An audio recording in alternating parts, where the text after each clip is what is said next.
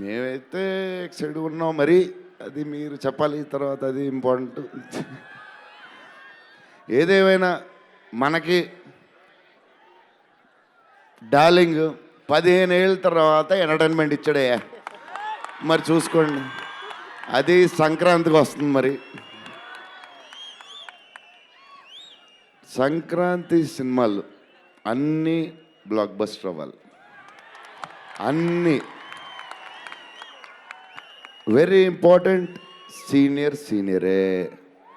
Senior దగ్గర నుంచి నేర్చుకుందే మేము, సీనియర్స్ తర్వాతే మేము.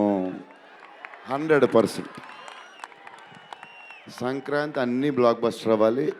మాది కూడా అయిపోతే happy. So love you darlings. ఈరోజు కొంచెం ఎక్కువ మాడినా వస్తుంది, అప్పుడప్పుడు వస్తుంది, ఒకరోజు ఎరగదీస్తా.